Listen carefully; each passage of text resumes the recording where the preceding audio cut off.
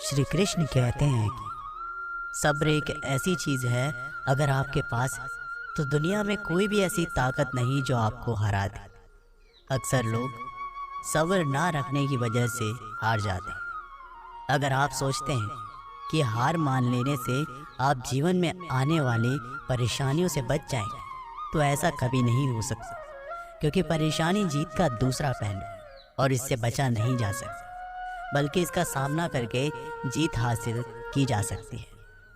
सफलता हमेशा लोगों के काम करने की क्षमता में छुपी हुई होती है, इसलिए आपको अपना काम पूरी क्षमता के साथ करना चाहिए ताकि आप जीवन में सफलता हासिल कर सकें। डर के साथ सफल होना मुश्किल नहीं, नामुमकिन है, क्योंकि डर हमेशा आपको अपनी क्षमता के अनुसार काम करने से रोकता है। इसलिए आप खुद को डर से दूर रखें और जीवन में सफल बने।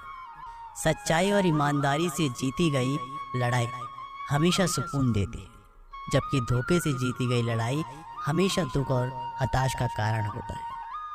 अगर आप असली खुशी की तलाश कर रहे हैं तो आप लोगों को सफल बनने में उनकी मदद करें। आप कभी भी किसी को धोखा देकर आगे बढ़ने में अपनी बहादुरी मत समझिए, बल्कि लोगों को सफल बनाकर बहादुर बने। अगर आप जीवन में हारने के बाद एक नई शुरुआत करना चाहते हैं तो आपको अपनी अंदरूनी ताकत को जगाना होगा और खुद में विश्वास रखते हुए आगे बढ़ना होगा। श्री कृष्ण कहते हैं कि जब कोई आपकी प्रशंसा करे तो आप खुश होने के साथ साथ और बेहतर प्रदर्शन करने के लिए तैयार रहें, वरना जो आज प्रशंसा कर रहे हैं वो ही कल आपकी बुराई करने के लिए तैयार रहेंगे। जो हार जाते हैं वो हमेशा एक के बाद एक दूसरा नया काम करने के लिए तैयार होते हैं।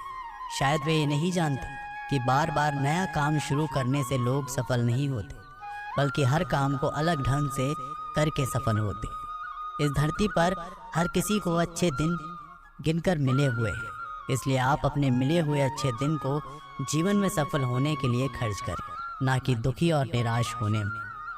खुद को आप इतना मजबूत बना लें कि आपके सामने आने वाली समस्याएं कमज़ोर हो जाएं और आप उन्हें हरा कर अपने सपने को पूरा कर लें। जब कोई आपकी आलोचना करे तो आप उसे धन्यवाद दें, क्योंकि ये वही आदमी है जो आपको और अधिक बेहतर बनने में आपकी मदद करता है।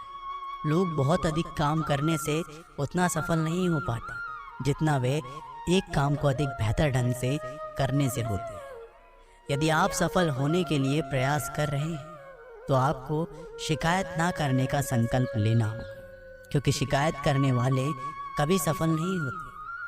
श्री कृष्ण कहते हैं कि दूसरों को समझने की कोशिश करेंगे तो आप कभी भी नहीं समझ पाएंगे। यदि खुद को समझने की कोशिश करते हैं तो आप खुद को और दूसरों को भी आसानी से समझ सकते हैं। इसलिए दूसरों को समझने से अच्छा है कि खुद को समझा जाए। गरीब उसे नहीं कहते जिसके पास पैसा नहीं होता, गरीब तो उसे कहते हैं जिसके पास अच्छे विचार और व्यवहार नहीं होते। इसलिए अगर आप अमीर बनना चाहते हैं तो आप अपने विचारों और व्यवहारों पर ध्यान दें। आपको ये सोचकर दुखी नहीं होना चाहिए कि आप अकेले हैं, क्योंकि जब आप पैदा हो रहे थे तो आपको ये नहीं पता था कि दुनिया वीरान है या लोगों से भरा पड़ा है। यदि आप चाहते हैं कि आपका वक्त अच्छा हो तो आप इस बात की शिकायत कभी ना करें कि आपका वक्त खराब है, क्योंकि बुरे वक्त से ही अच्छे वक्त का जन्म होता है। आपको ये सोचकर निराश नहीं होना चाहिए कि कोई आपको त्याग दे, बल्कि आपको पूरी लगन के साथ अपने सपनों को हासिल करने में लगे रहना चाहिए, क्योंकि जिस दिन आप ऊंचाई तक पहुंच जाएंगे लोग आपको देखकर पछताएंगे। यदि आप किसी लक्ष्य को पाने के लिए आगे बढ़ रहे हैं और लोग आपसे बार बार कह रहे हैं कि आपसे ये नहीं होगा, तो आपको इससे कोई फर्क नहीं पड़ने वाला जब तक आप खुद से ना बोलें कि आपसे ये नहीं होगा। यदि आप जीवन में एक बड़ी सफलता हासिल करना चाहते हैं तो आपको हमेशा इस बात पर विश्वास रखना होगा कि आपको तब तक कोई नहीं हरा सकता जब तक आप खुद नहीं हारना चाहें। हारे हुए आदमी को दया और करुणा की आवश्यकता नहीं होती, बल्कि उसे अच्छे सलाह की आवश्यकता होती है। इसलिए आप कभी भी हारे हुए आदमी के लिए दया और करुणा की भावना ना रखें, उसे अच्छी सलाह दें। अगर आपका वक्त खराब चल रहा है तो आपको दुखी और निराश होने की बजाय इस बात पर ध्यान देना चाहिए कि आपका वक्त अच्छा कैसे हो और आपको इसके लिए क्या क्या करना हो। तन का हारा आदमी आज नहीं तो कल जीत जाएगा, पर मन का हारा आदमी कभी नहीं जीत सकता। इसलिए अपने मन को इतना मजबूत बनाए कि लाख मुसीबत के बाद भी डटकर खड़े रह सके। श्री कृष्ण कहते हैं कि यदि आप पूरी लगन के साथ काम करते हैं तो आपको कल की चिंता करने की आवश्यकता नहीं, क्योंकि आपके फल की चिंता ऊपर वाला कर रहा है। वह जो देगा अच्छा देगा। यदि आप मैदान में उतर चुके हैं तो आपको तब तक लड़ना है जब तक आप जीत नहीं जाते। मैदान छोड़कर भागने वाले लोग ना घर के होते हैं और ना घाट के। इसलिए आप हिम्मत बनाए रखें और जीतने के लिए लड़ते रहें जब तक आप जीत ना चाहें। सिर्फ एक हार से आपकी किस्मत तय नहीं होती, बल्कि कई बार हारने के बाद भी किस्मत बदलती है।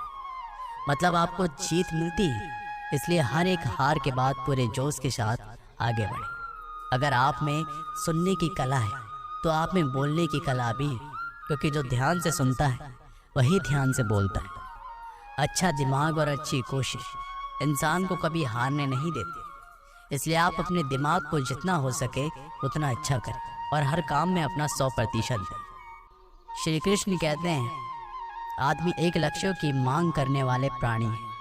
उसकी ज़िंदगी का तभी अर्थ है जब वो अपने लक्ष्यों के लिए प्रयास करता रहे और उन्हें प्राप्त करता रहे। एक नौजवान व्यक्ति को आगे बढ़ने के लिए उसे हर संभव तरीके से अपना विकास करना चाहिए। ऐसा कभी भी संदेह नहीं करना चाहिए कि कोई उसके रास्ते में रुकावट हो सकता है। जीवन में अपनी वर्तमान स्थिति के बारे में शिकायत करना बेकार है। इसके बजाय इससे ऊपर उठने के लिए कुछ करें। अमीर और गरीब में ये एक मात्र अंतर है, और वो अंतर ये है कि आप अपने समय को इस्तेमाल कैसे करें। पैसे के लिए काम करके कोई कभी अमीर नहीं बन सकता। पैसा आपके लिए काम करे, ऐसा हुनर सीखना होगा। सबसे बड़े गर्व की बात कभी ना गिरने में नहीं है, बल्कि हर बार गिर के उठने में। बनावटी जिंदगी जीने में कभी नीचे ना गिरना वैभव की बात नहीं है, बल्कि जिंदगी में गिरकर भी वापस उठ खड़ा होना वैभव की बात है। क्या कोई कभी ये सोच सकता है कि वह जो चाहता था उसे वो इसलिए नहीं मिला क्योंकि उसके पास प्रतिभा नहीं थी, या शक्ति नहीं थी, या धीरज नहीं था, या फिर प्रतिबद्धता नहीं थी? श्री कृष्ण कहते हैं, यदि आपका मन अंदर से मजबूत हो तो ये तो तय है कि आप ना कभी झुकेंगे और ना कभी टूटेंगे। बस आगे और आगे बढ़ेंगे। जब आप किसी चीज़ के लिए दिल से दुआ करते हैं तो वह चीज़ आपको तब मिलती है जब आप उसको संभालने के काबिल हो जाते हैं। जैसे सफलता, आप अंदर से जितना शांत होंगे, आपके विचारों में उतनी ही गहराइयाँ होगी और आपका जीवन उतना ही अधिक समृद्ध होगा। इसलिए आप हमेशा अंदर से शांत रहें और जीवन का आनंद लें।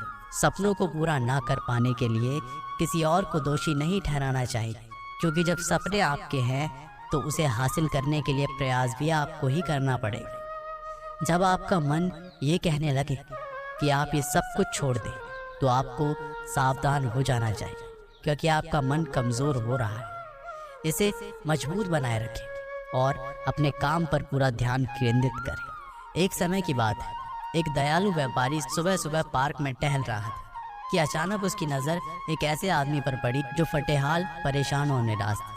उसे देखकर उस दयालु व्यापारी को दया आ गई।